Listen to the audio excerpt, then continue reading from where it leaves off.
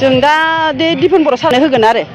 खुलुमबाय लोगोफोर, दिनै आङो नोंथांमोननि गेजेराव जोंहा दावराव देख्रुब सार आरो लोगोसे अमर सिं सारनि सायाव नङा होनबा बिथां सानैनि माने बिराद मानिनो गोनां बाथ्रा नङा होनबा बिथां सानैनि माने फंनैसो बाथ्रा बुंनो सानदों लोगोफोर नोंथांमोना दावराव देख्रुब सार आरो अमर सिं बिथां सारनिसिम माने फंनैसो बुंनो सानदों आरो नोंथांमोना जुदि बुंनायाव माबाफोर गोरोन्थि सानदोंबा बिथांमोननि बागै बा गोरोन्थि जादोंबा आंनि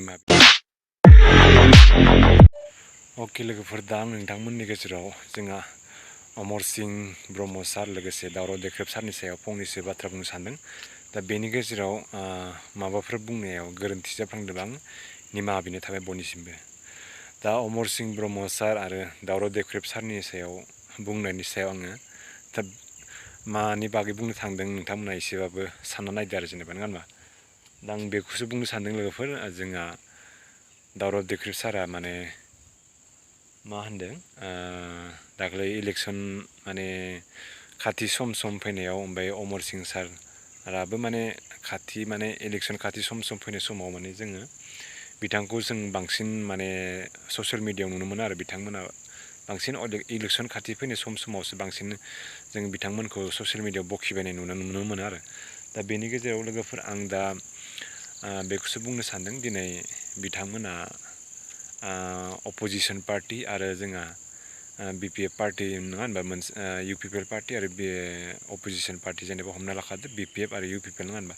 बे मोननैनि गेजेराव माने BPF पार्टिखौ बिथांमोना बांसिन सापर्ट खालामो, माने BPF पार्टिखौनो सापर्ट खालामो आरो बिथां सानैमोना। दा UPPLनि सासे बुंफ्लांबाय आङो, जोंहा UPPL निफ्राय जोंहा दिपेन बर' सारखौ अमर सिं सार ओमफ्राय जोंहा दावराव देख्रेब सारमोना नायनोनो हाया बिथांमोनखौ।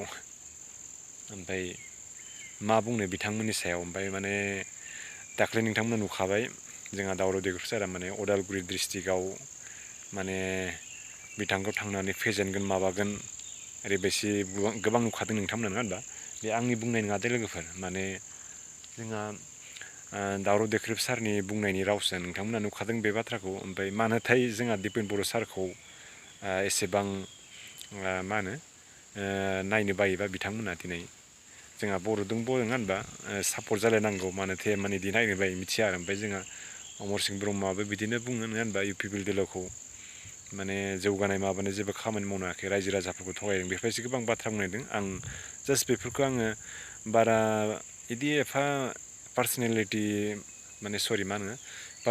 बिदि एफा बुंनाङा सानो आरो न', माने बेफोर मोनसे इलेक्सननि टाइमाव जायो आरो माने आं बांद्राय बुंनाय बायदि सानदों आरो। माने आं दा नोंथांमोना मा सानो बिदि बांद्राय बुंनायनि सायाव, आंथ' एसे साबजानाय मोनाखै आरो जेखिजाया बिथांमोना बुंबाय नालाय बुंबायसो आरो। दा जेखिजाया नोंथांमोना मा बुङो, मा सानो बिथां दिपेन बर' सारनि सायाव बिदि बुंनायखौ कमेन्ट सेक्सनाव खोथारबानो जाबाय।